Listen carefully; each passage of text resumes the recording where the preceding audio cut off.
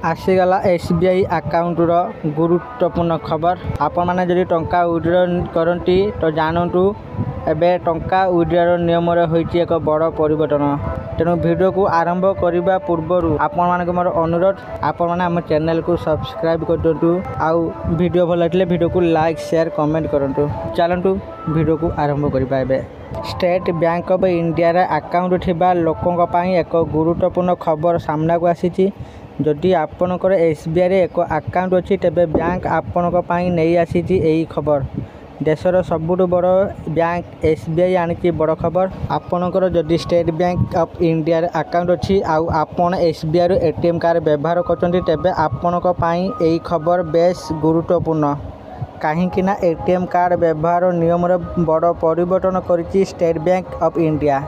आपण मानकु कही रखुछु जे SBI ATM रु टंका विड्रॉल लिमिट रे एक बड़ परिवर्तन करा जायछि।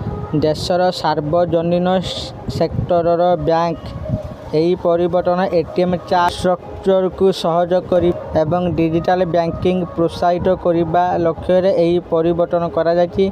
जेउठिरे एसबीआई एवं अन्य बैंक एटीएम रे फाइनेंशियल एवं नॉन फाइनेंशियल ट्रांजैक्शन को प्रभावित करिबो। एथिसो एही नियम 1 फेब्रुआरी 2025 रे कार्यकारी होइतिला। पूर्वरु एसबीआई एक्स्ट्रा ट्रांजैक्शन पाई 21 टंका सहित जीएसटी चार्ज करुथला, किंतु नियम परिवर्तन करिबा परे जदि आपण अन्य बैंक एटीएम रु सर्वाधिक ट्रांजैक्शन लिमिट अतिक्रम करंती तेबे आपन को अधिक चार्ज देबा को पड़िबो। एसबीआई रो नुआ नियम अनुसार सेविंग अकाउंट रे एवरेज मंथली बैलेंस अनुसार एटीएम फ्री ट्रांजैक्शन मिलिबो।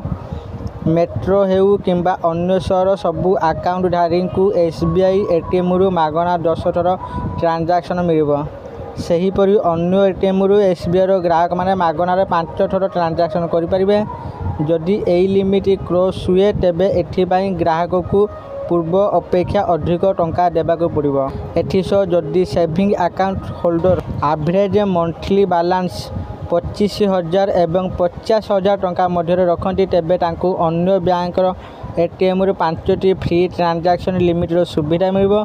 जदि कई लक्षे टंका पर्यंत रखती तेबे तांको एसबीआई एवं अन्य बैंक एटीएम रु अनलिमिटेड फ्री ट्रांजैक्शन सुविधा मिलिबो। फ्री एटीएम ट्रांजैक्शन रे मंथली लिमिट अतिक्रम करिबा परे एसबीआई जे कोनसी स्थान रे हेउना काहेकि एटीएम रे प्रति ट्रांजैक्शन पाई 15 टंका प्लस जीएसटी रे शुल्क लगाइबो।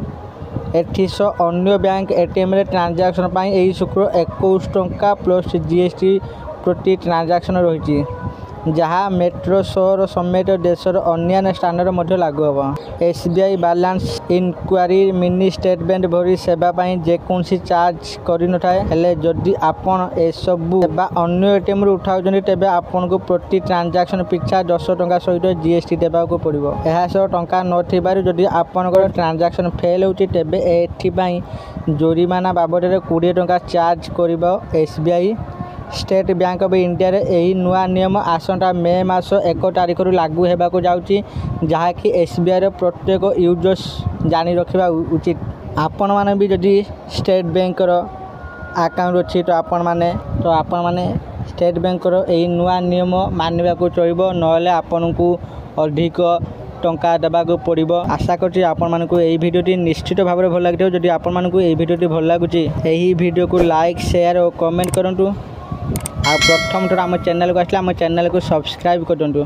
धन्यवाद।